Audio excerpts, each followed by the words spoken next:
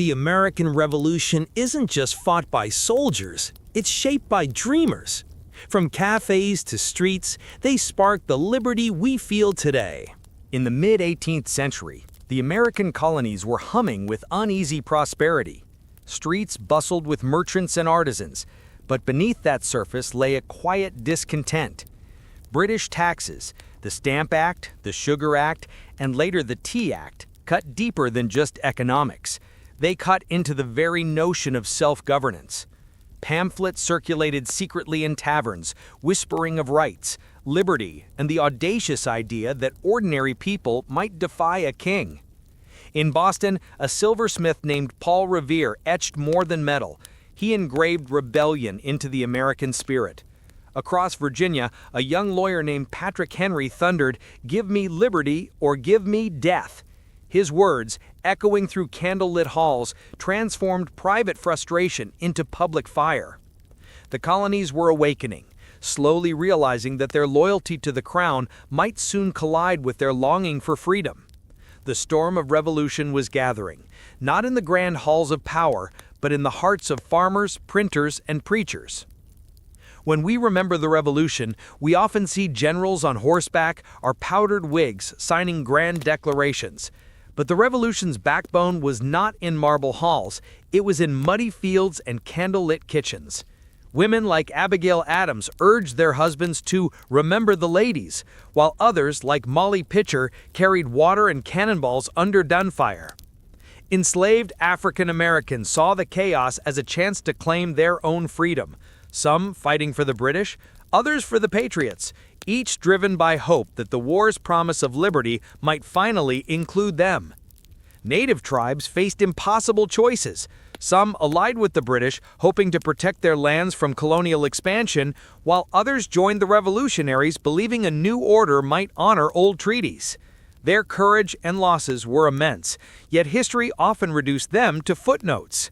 The American Revolution, for all its glory, was not only a story of independence, it was a story of countless invisible sacrifices, of people who dared to dream of equality in a world still chained by hierarchy. By 1781, the war had dragged on for 6 long years.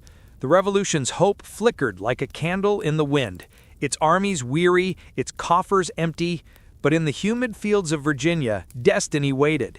General George Washington, aided by French General Rochambeau and Admiral de Grasse, devised a daring plan to trap the British forces under Lord Cornwallis at Yorktown. Cannons thundered, drums pounded, and for once the wind of war favored the Patriots. As musket smoke shrouded the battlefield, farmers turned soldiers stood shoulder to shoulder with French allies, their shared cause binding them tighter than blood. When Cornwallis's troops finally laid down their arms on October 19, 1781, the world shifted.